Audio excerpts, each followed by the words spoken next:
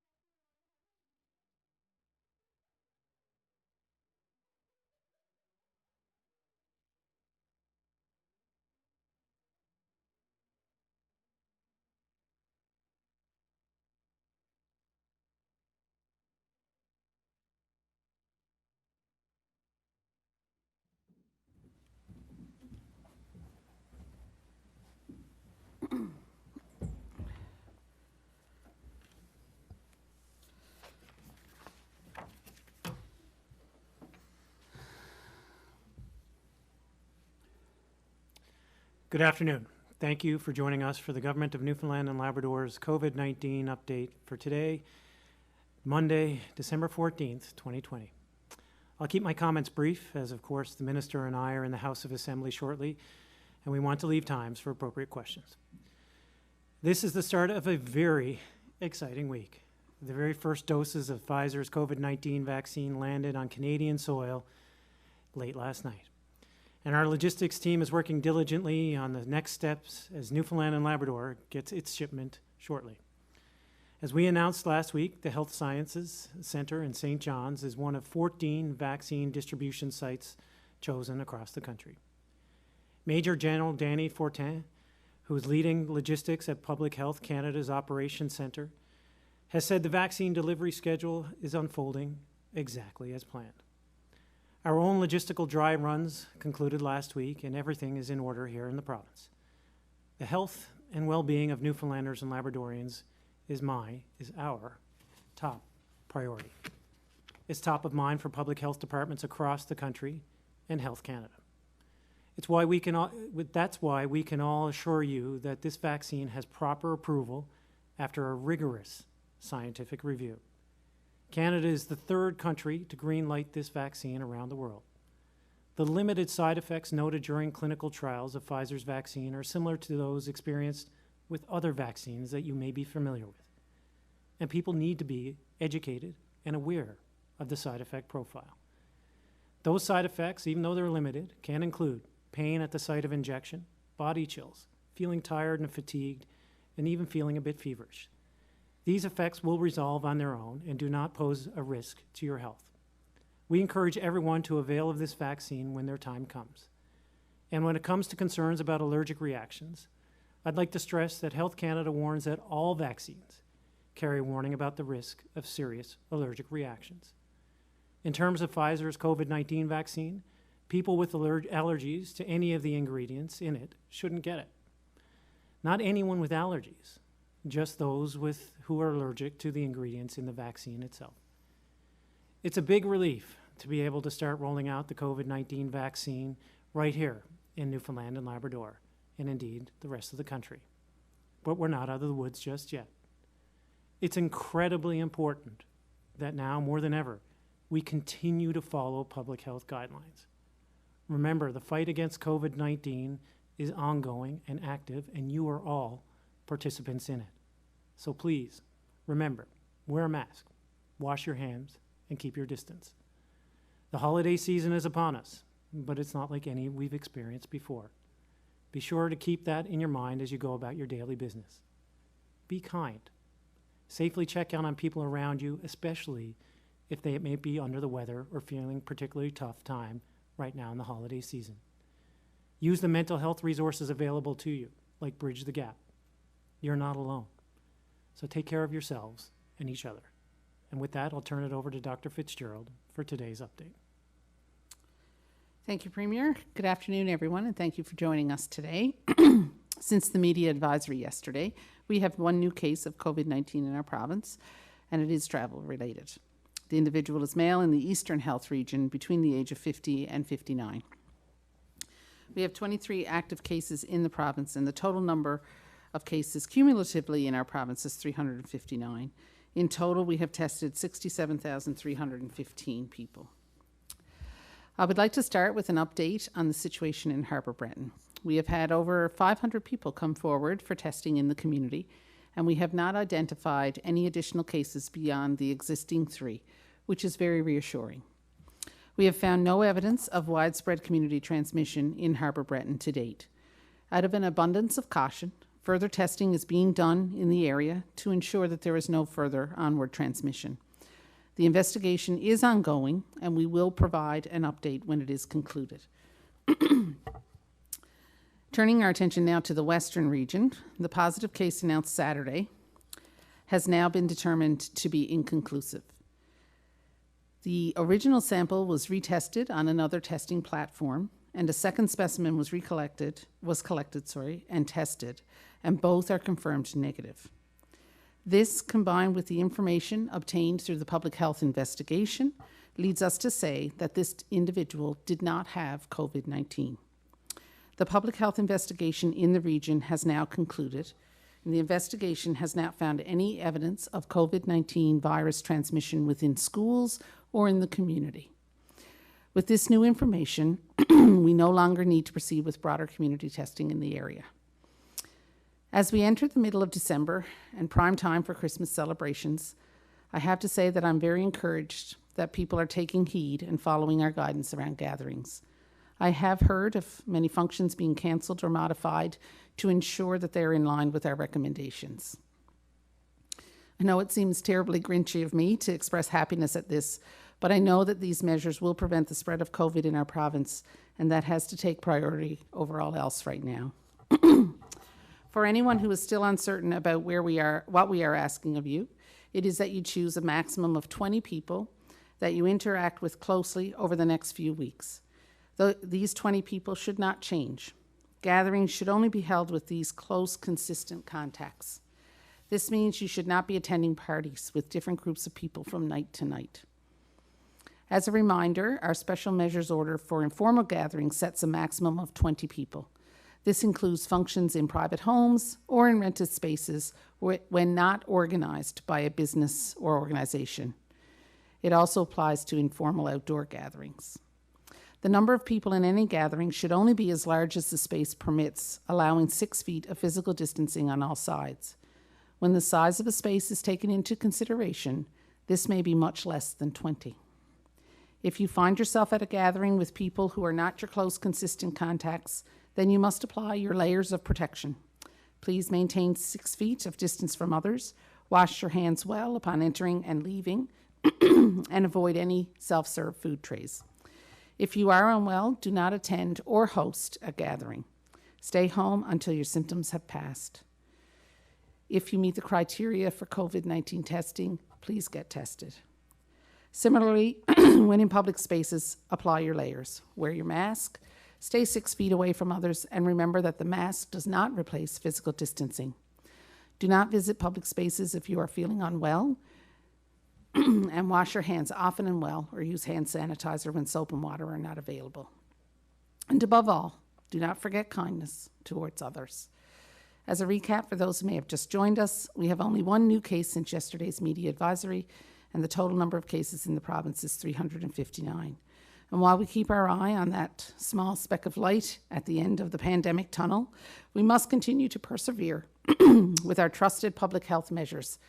We are doing great, so let's keep up the good work. Hold fast, Newfoundland and Labrador. Thank you. Thank you, Dr. Fitzgerald, for sharing that update. I'll now pass it over to Minister Hague. Thank you very much, Premier. I'll keep my remarks brief, simply because of our time constraints you mentioned with the House of Assembly opening in less than an hour. Really, all I would like to do is make 2 comments. One is that the changes to the hub have been delayed owing to some technical issues with revamping of the website. There is a test version available, but it's not yet ready to roll out, so we'll have that as soon as we can get that up and running. The second thing is I'd like to give a shout out to Eastern Health and Mr. Baird's team, who put together point-of-care trainers at very short notice and shipped machines for ID Now out to Stephenville on the highway yesterday at a time when it probably was not the day when most people would choose to be on the road. So once again, an example of healthcare staff going above and beyond to help deal with COVID as it evolves. So I think with that, Premier, I'll reiterate Dr. Fitzgerald's comment about holding fast and pass it back to you. Brief indeed, John. I like it. A new style for these briefings. We'll hold true to the title. Okay, we'll open it up now to questions from the media. Thank you, Premier. For the benefit of our speakers, there are 7 reporters registered for today's call. The first round of the question and answer session will give each reporter the opportunity to ask 1 question and 1 follow-up. Following this, there will be a final round where each reporter will have the opportunity to ask 1 final question. Our first questions are from Peter Jackson with The Telegram. Please go ahead. Hi, good afternoon. Can you indicate yet whether the first round of vaccines will be administered first to healthcare workers or elderly people, or a combination of both? So at the moment, my apologies.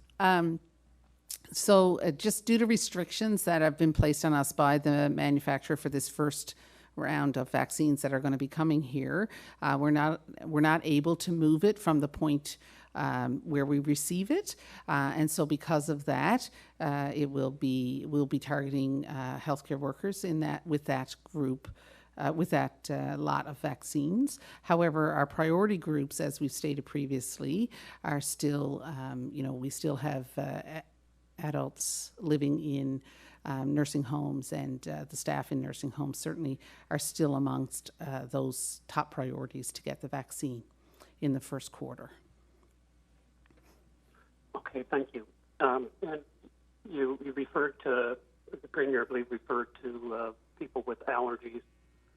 Can you spell out exactly what people should not be getting them, including those with allergies, and what are the things that people might be allergic to in the vaccine? So I think the ingredient that is concerning is something called polyethylene glycol, and so that's a known. Some people are known to be allergic to that ingredient, but there are, as with any vaccine, if you have an allergy to any components of that vaccine, then you should not get it. And that's true for any vaccine that is on the market at the moment. So that's the main gist there of the allergy issue, and that's what Health Canada and the National Advisory Committee on Immunizations have recommended with regard to allergies here in Canada. There's also some groups that at this time are not recommended to get the vaccine, not because we feel that the vaccine would be harmful, but more just because there hasn't been a lot there haven't been a lot of people with those conditions in the trials for the vaccines. So, you don't have the evidence really at this point. It's not to say that there will be an issue. We just don't have the evidence to support the use. And that's immune compromised people and those who are pregnant and breastfeeding. Of course, Peter, if anyone has questions about, it's not the panel's position to comment on individuals, their individuals' healthcare, but in particulars. But if people have individual questions surrounding their own medical conditions, their own allergy profiles, then we all encourage them to talk to their primary healthcare provider. Okay, thank you. Our next questions are from Linda Swain with VOCM. Please go ahead. Good afternoon. Students are being sent home with their learning materials this Friday. Can we expect an extended closure over the holiday? That's something that we're not considering at this particular moment in time, but I think it's prudent if students are going to be leaving for an extended period of time, given the uncertainty that we're seeing around the world, that I think that's reasonable to take their items home for a break period. Is that because we're fearful we could see a little surge over Christmas with people going ahead with gatherings and such? Well, I think it's just prudent and responsible, given the nature of this virus, as we've seen, that things can change. So if a student's going to be out of school for 2 to 2.5 weeks, then things can change in that 2.5 week period. It's just an abundance of caution that they would take their items home should things change, and the education system have to adapt accordingly. Our next questions are from Elizabeth Witten with All Newfoundland Labrador. Please go ahead. Thank you. The first shipment of the Pfizer vaccine has arrived in Canada. Do you have a concrete date for its expected arrival here? Those details are all being worked on currently. We're hoping, weather pending, that'll be within the next couple of days. Right on. And when, from the date it arrives here, how long will it take for the first person locally to get the vaccine? It'll be as soon as possible. Certainly, healthcare teams are gearing up to be able to give the vaccine this week if need be. Thank you. Our next questions are from Peter Cowan with CBC. Please go ahead. I'm hoping you can give me a little more detail about what exactly happened with the case on the West Coast. Dr. Fitzgerald, you said Saturday, but was that Friday's case that had the connection with the schools that was now deemed to actually not be a positive case? And can you explain what happened here that caused it to be positive initially?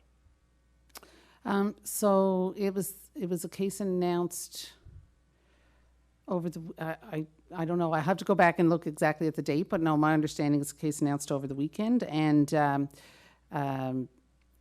and we'll have, and what happened basically, as with any test, sometimes you can have positive results when when there isn't actually virus there, just like you can have a negative result when there is actually virus there. And so when we go through an investigation and we try to look for a source, or we try to look for reasons where this person might have picked it up and we can't find that, then we do further investigations with the testing, and we look at that as well. And so once that was done, when the initial test was done on another platform, another testing platform, then that test was deemed to be negative. So we had a positive on one platform, a negative on another. So then we retest. We call that an inconclusive, and then we retest, and that retest was negative. So then I want to ask about the case that was announced on Friday, which was someone who was in several schools. People in the area have been very concerned about that. In fact, at the elementary school, more than half the students were kept home today. First of all, I guess, why has the names of the schools and that information not been provided, and people have essentially had to rely on social media in order to try and figure those things out?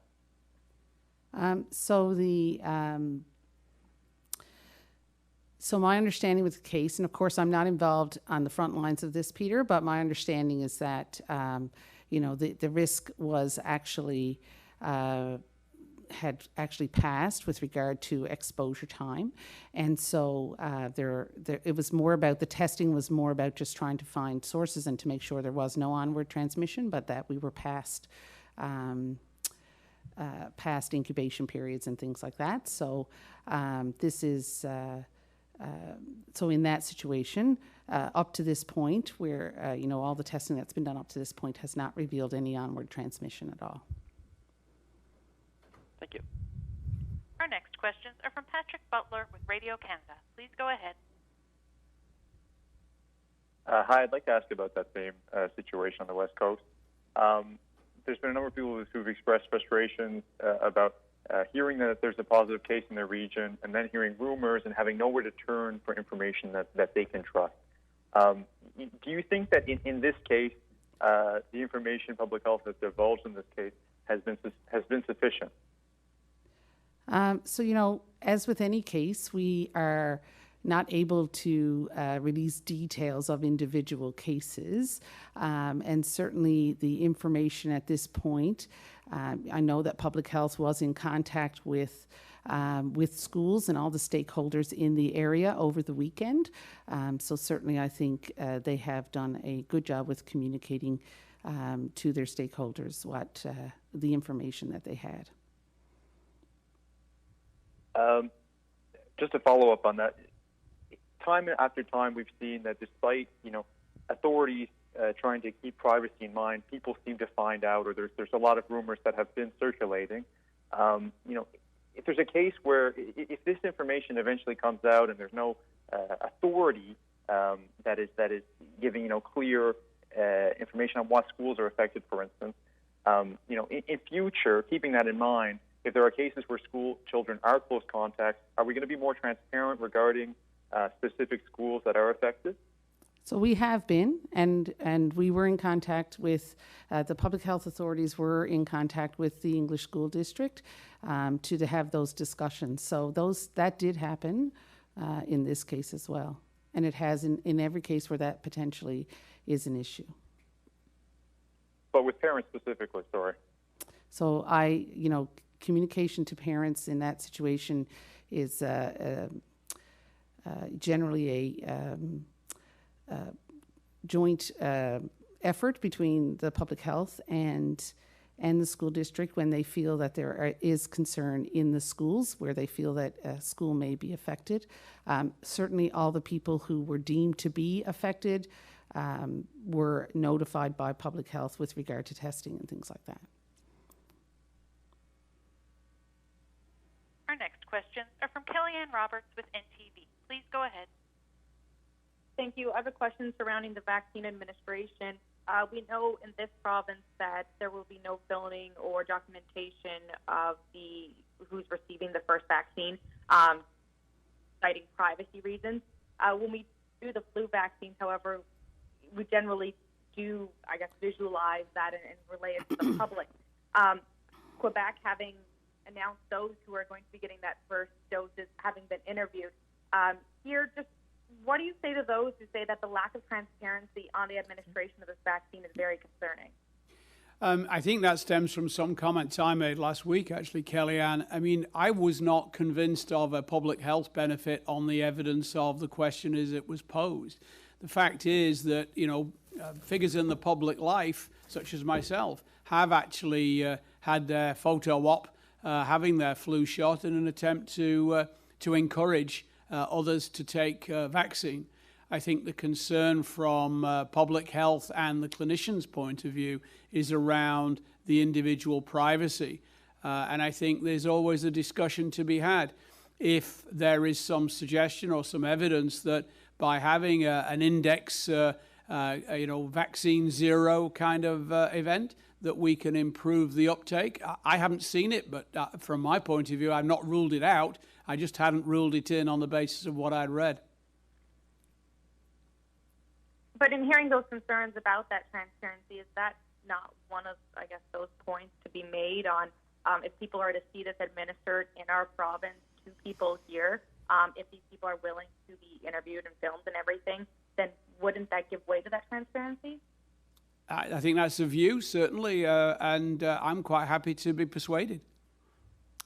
Yeah, I mean, Kellyanne, there's certainly a historic event in the province, and of course, as decision makers here, we need to weigh the risks and benefits of documenting this and ensuring, first and foremost, that the index case that is vaccinated is consented and willing to participate, not only in the vaccine, but in a public display of the vaccine. So these are all things that were being discussed internally, and we can appreciate the confidence that may be gained from such a venture with respect to the public opinion on the vaccine.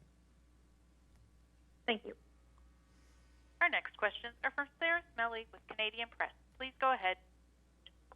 I also wanted to ask about the public access or the media access to, perhaps some of our first vaccinations, especially given that we're seeing footage today from one of the first vaccinations in the States, in New York City.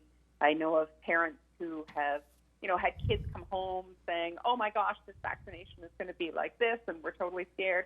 And the parents will show them the videos from the UK. I also wanted to ask if there had been, the idea had been revisited.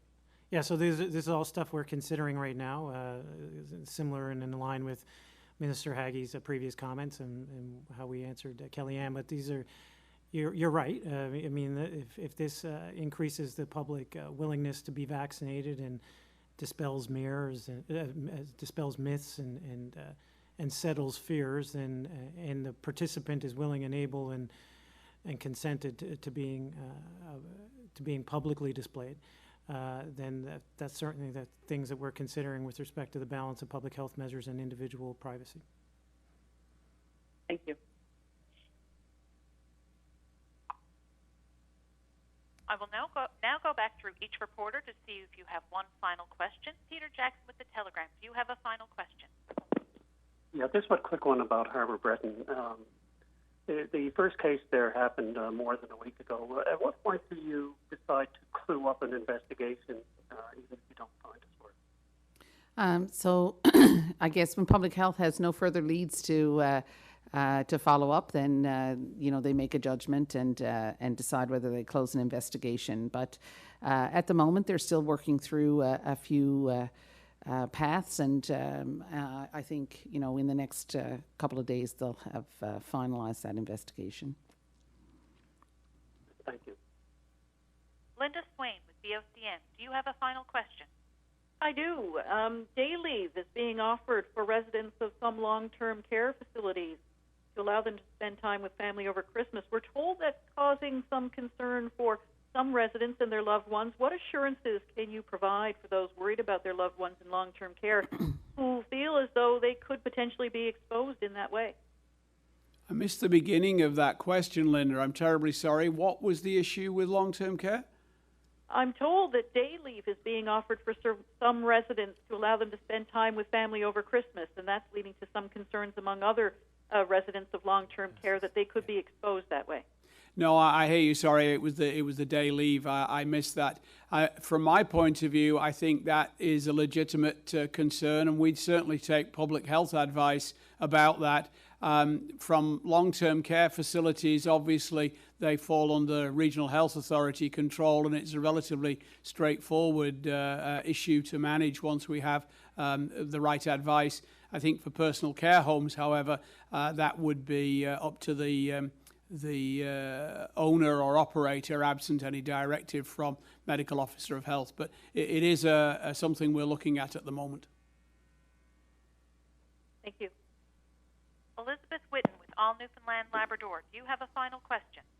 Yes, I wanted a point of clarification. Newfoundland Labrador is getting a shipment of 1,950 doses of the Pfizer vaccine, and it's a double dose. So does that mean 1,950 people will get inoculated twice, or is it 975 people? So it's 1,950 doses, which is enough for 975 people. Thank you. Peter Cowan with CBC. Do you have a final question?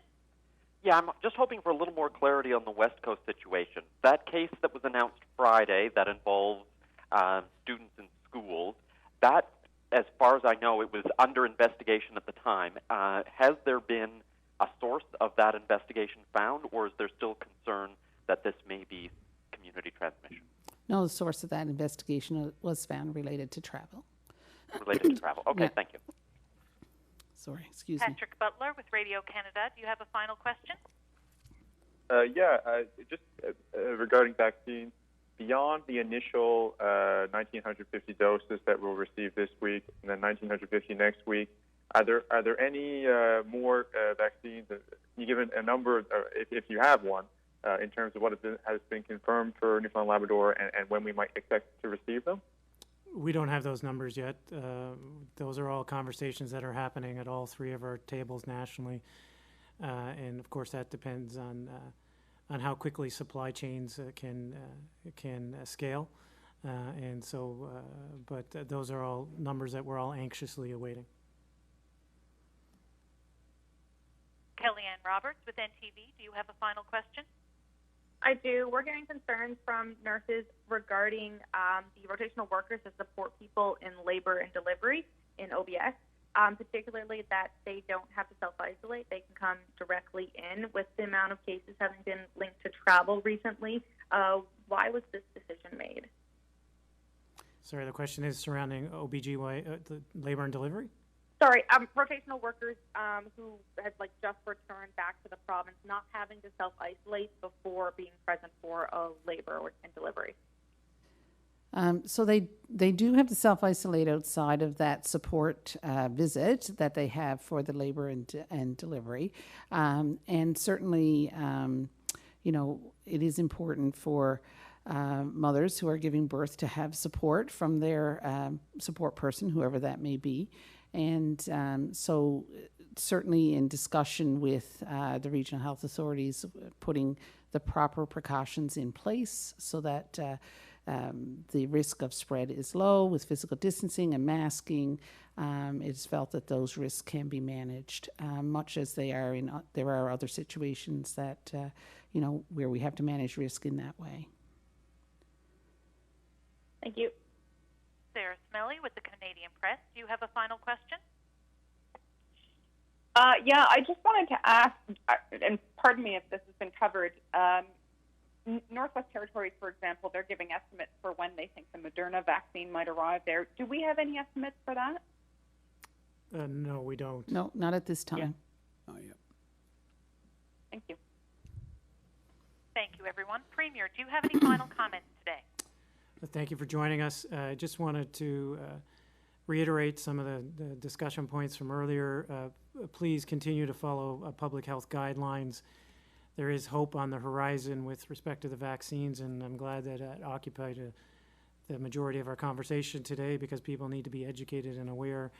But I also need to give a huge shout out to Minister Haggie and his team and Dr. Fitzgerald and her team of working through the weekend diligently on all these cases.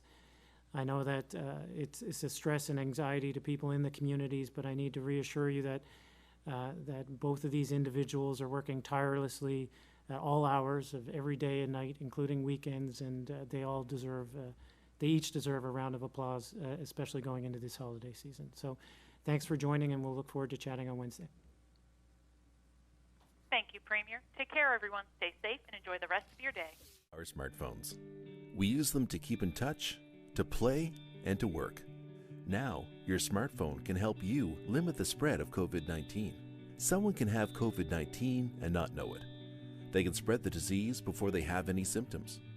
The Government of Canada has developed an app that will let you know if you may have been in contact with someone who has tested positive for COVID-19. The Covet Alert App creates a random code so that no one will know your name or your location. The app uses Bluetooth to exchange random codes with nearby phones. The code is a randomly generated string of digits and letters that changes every 5 minutes, so it cannot be used to identify you. The app does not have access to your name or address, or your phone's contacts, your location, or your health information. If someone you've encountered later tests positive for COVID-19 and uploads to the app a one-time key they received from their healthcare authority, you'll be notified that you may have been exposed. If you test positive for COVID-19, you can upload your one-time key from your healthcare authority. The app will then notify the people you've encountered without revealing your identity. You can then take steps to limit the spread of the disease. If you know you've been exposed, you should contact your local public health authority and follow their instructions. Using the app is one more thing we can all do to help limit the spread of COVID-19, in addition to washing our hands, keeping 2 meters apart, and wearing a non-medical mask or face covering when it's difficult to maintain physical distancing.